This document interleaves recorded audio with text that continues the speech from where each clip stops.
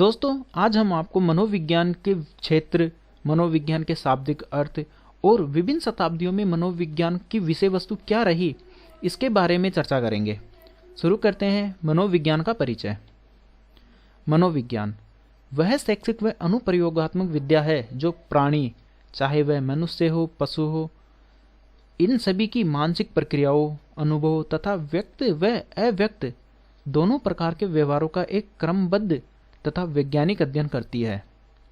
दूसरे शब्दों में यह कहा जा सकता है कि मनोविज्ञान एक ऐसा विज्ञान है जो क्रमबद्ध रूप से प्रेक्षणीय व्यवहार का अध्ययन करता है तथा प्राणी के भीतर के मानसिक एवं दैहिक प्रक्रियाओं जैसे चिंतन, भाव आदि तथा वातावरण की घटनाओं के साथ उनका संबंध जोड़कर अध्ययन करता है। इस परिप्रेक्ष्य में मनोविज्ञान को व्यवहार एवं मानसिक प्रक्रियाओं के अध्ययन का विज्ञान कहा गया है। व्यवहार में मानव व्यवहार तथा पशु व्यवहार दोनों ही सम्मिलित होते हैं। मानसिक प्रक्रियाओं के अंतर्गत संवेदना, अवधान, प्रत्यक्षण, सीखना, स्मृति और चिंतन आदि आते हैं। मनोविज्ञान का शाब्दिक अर्थ। मनोविज्ञान शब्द ग्रीक भाषा के साइको तथा लोगस शब्द से मिलकर बना है। साइको शब्द का अर्थ आत्मा और लोगस शब्द का अर्थ विज्ञान या अध्ययन होता है। मनोविज्ञान के अध्ययन की विषय वस्तु किन शताब्दियों में क्या क्या रही, ये आगे बताते हैं। ग्रीस व या यूनानी दार्शनिकों के अनुसार मनोविज्ञान। यूनानी दार्शनिकों के अनुसार मनोविज्ञान आत्मा का विज्ञान है। यह 16वीं सदी से शुरुआत से लेकर 16वीं सदी तक का विषय रहा है।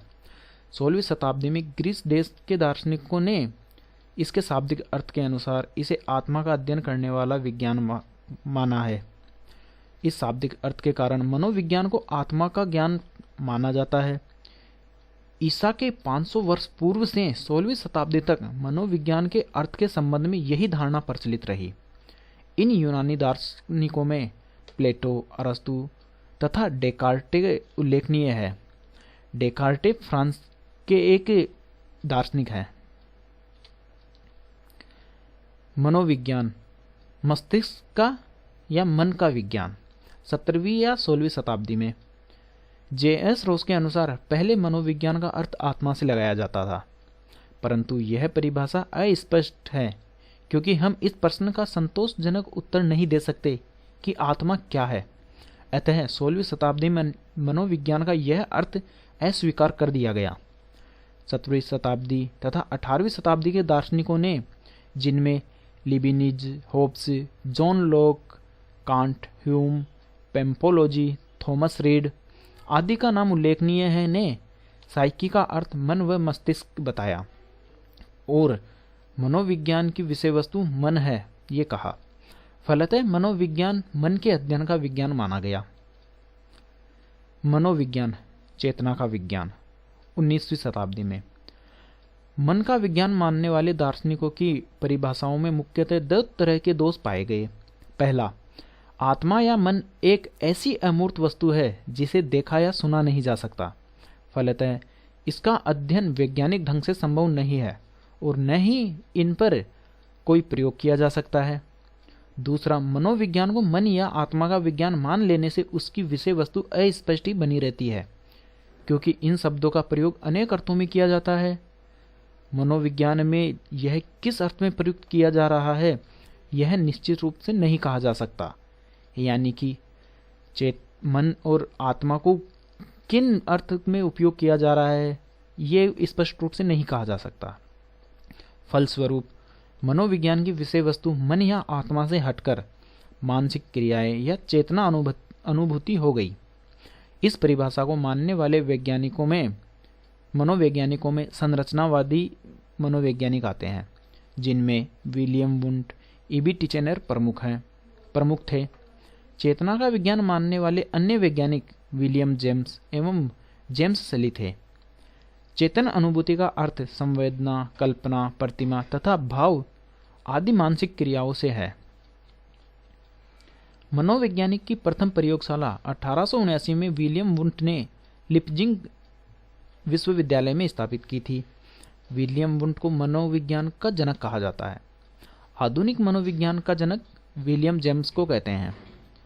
संरचनावादियों की परिभाषा में सबसे प्रमुख दोष यह बताया गया कि चेतन अनुभूति का वस्तुनिष्ठ ढंग से अध्ययन नहीं किया जा सकता, मनोविज्ञान के प्रयोगात्मक स्वरूप की व्याख्या नहीं हो पाती तथा इसमें मात्र चेतन अनुभूति के अध्ययन पर बल डाला गया है, परंतु व्यक्ति के सभी अनुभव चेतन नहीं होते, बल्कि अधिकांश अनुभव अचेतन भी होते हैं। इस प्रकार चेतना के विज्ञान के रूप में मनोविज्ञान की परिभाषा को अस्वीकार कर दिया गया, क्योंकि इस परिभाषा में यह बिल्कुल स्पष्ट नहीं होता है कि मनोविज्ञान मन की सभी अवस्थाओं का अध्ययन करता है या नहीं। मनोविज्ञान व्यवहार के विज्ञान के रूप में 20वीं शताब्दी से अब तक चेतन अनुभूति को मनोविज्ञान की विषय वस्तु से अलग कर दिया गया तथा उसकी जगह व्यवहार को रखा गया, जिसका स्वरूप अधिक वस्तुनिष्ठ था, क्योंकि इसे देखा या सुना जा सकता है। दौड़ना, रोना, हंसना, सोचना आदि व्यवहार के प्रमुख उदाहरण हैं। वाटसन के अनुसार मनोविज्ञान व्यवहार का निश्चित या शुद्ध विज्ञान है।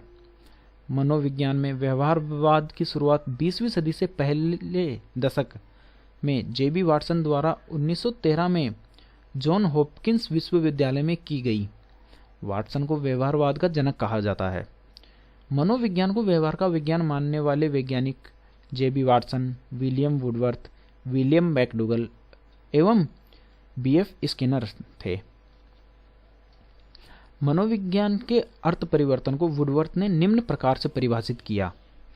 सर्वप्रथम मनोविज्ञान ने अपनी आत्मा को छोड़ा, फिर अपने मन को त्यागा, फिर अपनी चेतना खोई और अब यह व्यवहार के ढंग को अपनाए हुए हैं। मनोविज्ञान की परिभाषाएं निम्न प्रकार है। वुडवर्थ के अनुसार मनोविज्ञान वातावरण के संपर्क में होने वाले मानव व्यवहारों का विज्ञान है। मैकडूगल के अनुसार मनोविज्ञान आचरण एवं व्यवहार का यथार्थ विज्ञान है। क्रो एंड क्रो के अनुसार मनोविज्ञान मानव व्यवहार और मानव संबंधों का अध्ययन है। बोरिंग के अनुसार मनोविज्ञान मानव प्रकृति का अध्ययन है। स्किनर के अनुसार मनोविज्ञान व्यवहार और अनुभव का विज्ञान है। मन के अनुसार आधुनिक मनोविज्ञान का संबंध व्यवहार की वैज्ञानिक खोज से है। गैरिसन व अन्य के अनुसार मनोविज्ञान का संबंध प्रत्यक्ष मानव व्यवहार से है।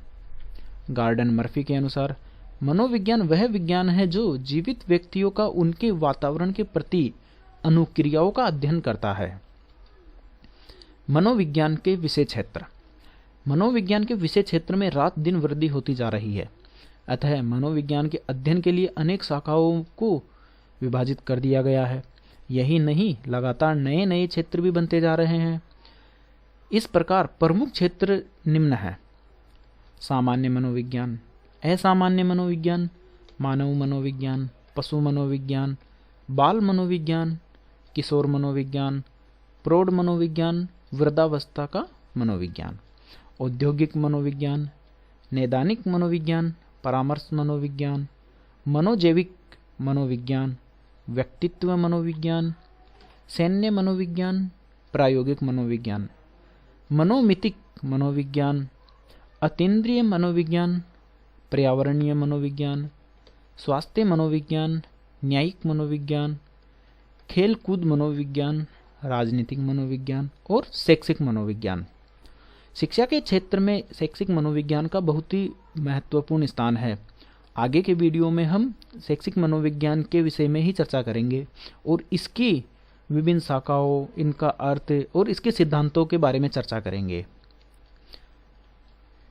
आगे शिक्षा मनोविज्ञान और एजुकेशन से जुड़े हुए अन्य वीडियो के लिए चैनल को सब्सक्राइब करें और वीडियो को लाइक करें। धन्यवाद।